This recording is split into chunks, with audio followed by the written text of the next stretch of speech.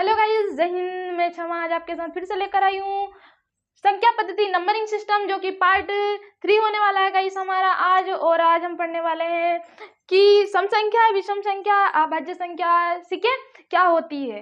तो हम स्टार्ट करने वाले हैं सम संख्या की ओर से, इवन नंबर्स। ठीक है, तो इवन नंबर्स क्या होते हैं? वे नंबर्स जिन प्राकृत संख्याओं में क्या है, जिन प्राकृत संख्याओं में 2 से पूरा भाग लग जाए उन्हें क्या कहा गया है? सम संख्याएं बोला गया है। ठीक है, और इसे सामान्यतः 2m से दिखाया जाता है या दर्शाया जाता है, जहां m बराबर क्या होता है? प्राकृत संख्याएं होती है। उदाहरण के लिए मान लेते हैं हम, जिन संख्याओं में 2 से पूरा भाग चला जाता, तो वो संख्या कौन कौन सी होगी? 2 होगी, 4 होगी, 6 होगी, 8 होगी, 10 होगी ना, जिसमें 2 से पूरा भाग चला जाता है। 2 में भी चला जाता है, 4 में, 6 में, 8 में, 10 में। ठीक है, 12, 14, 16, 18, 20, ये कौन सी संख्या है? हमारी सम संख्याएं है। तो ऐसी संख्या क्या होती है? हमारी सम संख्याएं होती है ना। कैसी होती है? सम संख्याएं, जिसमें जिन प्राकृत संख्याओं में 2 से पूरा भाग चला जाता है ना, उन्हें क्या सम संख्याएं बोला गया है ना। इसी के साथ हम आगे चलते हैं, विषम संख्या की ओर चलते हैं। तो इसमें क्या होता है कि ये प्राकृत संख्याएं जो 2 से पूर्णतः विभाज्य ना हो, वे संख्याएं विषम संख्याएं कहलाती है। इसे सामान्यतः 2m-1 से दर्शाया जाता है। ठीक है, या दिखाया जाता है, जहां पर m इक्वल टू क्या है? प्राकृत संख्या है, m बराबर प्राकृत संख्या है। ठीक है, तो इसमें क्या होगा? उदाहरण देखते हैं इसका हम। ऐसी संख्याएं, ये प्राकृत संख्या है जिसमें 2 से पूर्णतः विभाज्य ना हो, 2 से भाग नहीं जाता हो, वो कौन सी संख्या है? 1 होगी, 3 होगी, 5 होगी, 7 होगी। इसमें जाता है क्या 2 से भाग? नहीं जाता, विभाज्य नहीं है ना। 1, 3, 5, 7, 9, 11, ये क्या है? 2 से पूर्णतः विभाज्य नहीं है ना। तो ये कौन सी संख्या है? हमारी विषम संख्याएं है। ठीक है गाइस, तो इसी के साथ हम आगे अभाज्य संख्या की ओर चलते हैं। तब तक के लिए लास्ट तक बने रहे वीडियो पे। ठीक है, और आप लोग मुझे कमेंट सेक्शन में बताएंगे कि आप लोगों को नंबरिंग सिस्टम समझ में आ रहा है या नहीं। ठीक है, क्योंकि नंबरिंग सिस्टम का बहुत बड़ा चैप्टर है ये। शायद मैं उम्मीद करती हूँ कि बहुत जल्द से जल्द आप लोगों को क्लासेस के माध्यम से, यूट्यूब क्लासेस के माध्यम से आप लोगों को समझाऊंगी, है ना। तो हम आगे चलते हैं। जिन लोगों ने वीडियो को शेयर, लाइक, सब्सक्राइब नहीं किया तो वो फटाफट से लाइक सब्सक्राइब कर ले, ताकि आप लोगों से वीडियो मिस ना हो। ठीक है, और दोस्तों के साथ भी शेयर करिए, ताकि उन लोगों को भी कोई दिक्कत ना आए समझने में। ठीक है, और आप लोग भी मुझे कमेंट सेक्शन में बताएंगे कि आप लोगों को संख्या पद्धति या नंबर सिस्टम हमारा समझ में आ रहा है या नहीं। ठीक है, तो हम बात करें अभाज्य संख्या की।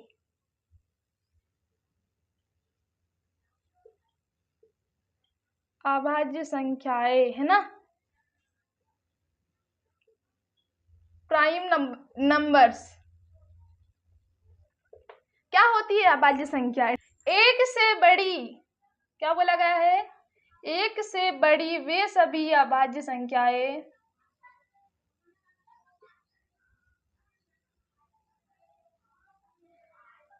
एक से बड़ी वे सभी अभाज्य संख्याएं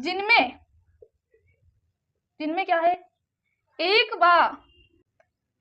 बार स्वयं का भाग जाता हो, स्वयं के अलावा किसी से भाग नहीं जाता हो, किसी संख्या से भाग नहीं जाता हो, है ना, नहीं जाता हो, ऐसी संख्या क्या कहलाती है? अभाज्य संख्या कहलाती है। अभाज्य संख्याएं कहलाती है। ठीक है, आ रहा है कुछ समझ में? अभाज्य संख्या, ठीक है, प्राइम नंबर्स की बात करें तो ये संख्या है, एक से बड़ी वे संख्या होती है सभी अभाज्य संख्याएं जिनमें एक बार स्वयं के अलावा किसी संख्या से भाग नहीं जाता हो। ऐसी संख्या कौन सी संख्या कहलाती है? अभाज्य संख्या। हम इसका उदाहरण देखते हैं। ठीक है, अभाज्य संख्या का उदाहरण है, अब बोला गया कि एक बार स्वयं के अलावा किसी संख्या से भाग नहीं जाता हो, है ना। तो इसका उदाहरण देख लेते हैं हम।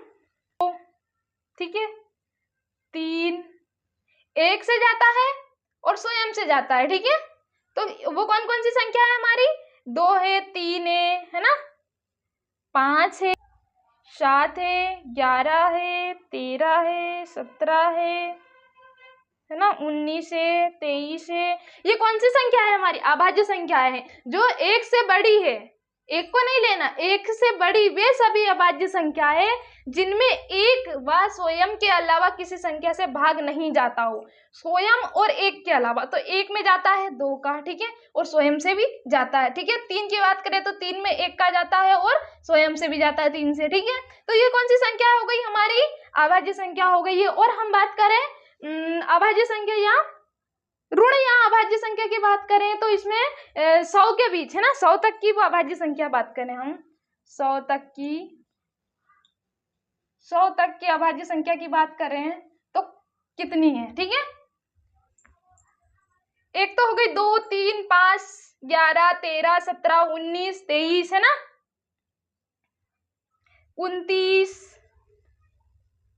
31, 37, 41, 43 है ना, 47, 53 है ना, 53 ही होगी, 53, 59, 59, 61, 67, 71 और 73, 79 है ना, 83,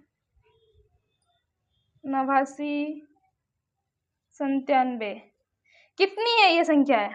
अब देखेंगे हम अभाज्य संख्या है कितनी होती है। 100 तक की अभाज्य संख्या है ना। 100 के जो इधर है 20 वाली जो संख्या है, 1 से लगाकर 100 तक की जो अभाज्य संख्या है वो कौन कौन सी है, कितनी है, ठीक है। 2, 3, 5, 7, 11, 13, 17, 19, 23, 29, 31, 37, 41, 43, 47, 53, 59, 61, 67, 71, 73, 79 और 83, 89 है ना, 97। ये कितनी है? 1, 2, 3, 4, 5, 6, 7, 8, 9, 10, 11, 12, 13, 14, 15, 16, 17, 18, 19, 20, 21, 22, 23, 24, 25, ठीक है। तो कुल कितनी संख्या है हमारी? 25 अभाज्य संख्या है ना। 100 तक की कुल अभाज्य संख्या कितनी है? कुल अभाज्य संख्या की बात करें तो कितनी है? 25 है, ठीक है। कितनी है? 25 है। अब हम देखेंगे इसके बाद कि ऋण या अभाज्य संख्या की जांच कैसे करते हैं, ठीक है ना। तो फटाफट से अपनी कॉपी में नोट कर लेंगे सभी और हम आगे चलते हैं इसी के साथ कि अभाज्य संख्या या ऋण संख्या की जांच कैसे करते हैं, ठीक है, कैसे निकालते हैं कि ये अभाज्य संख्या है, ठीक है। ठीक है, तो हम ऋण या अभाज्य संख्या की जांच कैसे करते हैं हम देखेंगे ना। ऋण या अभाज्य संख्या की जांच है ना। किसी संख्या के अभाज्य होने की जांच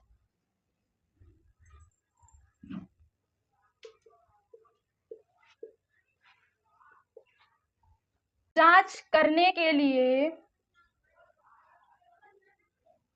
के लिए उस संख्या को क्या करते हैं? उस संख्या के अनुमानित है ना, अनुमानित या अनुमान, जो अनुमानित वर्गमूल है, वर्गमूल से बड़ी पूर्ण संख्याएं या पूर्ण संख्या लेते हैं।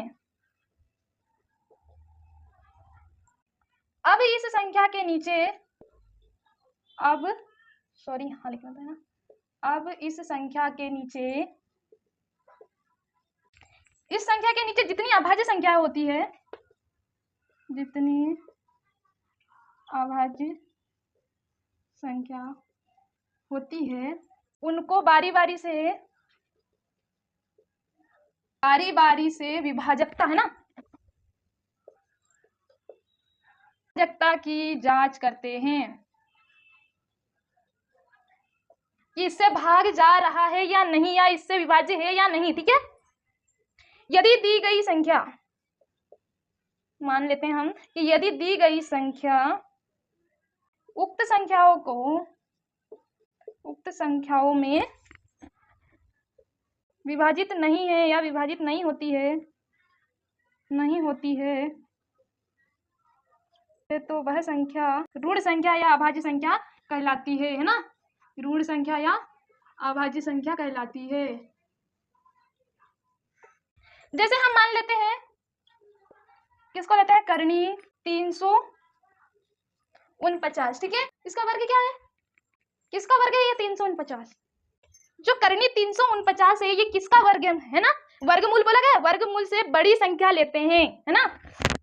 ऋण संख्या या अभाज्य संख्या की जांच हम कैसे करते हैं, किसी संख्या की अभाज्य संख्या होने की जांच करने के लिए उस संख्या के अनुमानित वर्गमूल से बड़ी पूर्ण संख्या लेते हैं। अब इस संख्या के नीचे जितनी अभाज्य संख्या होती है उनको बारी बारी से विभाजकता की जांच करते हैं। यदि दी गई संख्या उक्त संख्याओं में विभाजित नहीं होती है तो वह संख्या ऋण या अभाज्य संख्या कहलाती है, ठीक है। तो हमने अभी देख चुके हैं, ठीक है, हमने अभी क्या देखा है कि अभाज्य संख्या हमारी कितनी होती है, 25, ठीक है। तो उनको क्या कर लेते हैं, बारी बारी से लिख लेते हैं और वर्गमूल के साथ क्या करते हैं, विभाजकता की जांच करते हैं, ठीक है, बारी बारी से विभाजकता की जांच करते हैं। तो यहाँ ये किसका वर्गमूल है, तो ये 349 है जो लगभग 19 का वर्ग होगा, है ना, किसका होगा, लगभग 19 का वर्ग होगा। अब 19 से जो छोटी संख्याएं होती है वो क्या कहलाती है हमारी, वैसे 19 का वर्ग तो 361 है ना, क्या है, 19 का वर्ग 361 है, परंतु जो वर्गमूल यहाँ दिया गया है हमारा वो क्या है, 19 का लगभग है, ठीक है। तो जो 19 से छोटी वाली संख्याएं होती है, 19 से छोटी जो अभाज्य संख्याएं होती है, जो अभाज्य संख्याएं होती है वो कौन कौन सी होती है, 2, 3, 5, 7, 11, 13 और 17, ठीक है।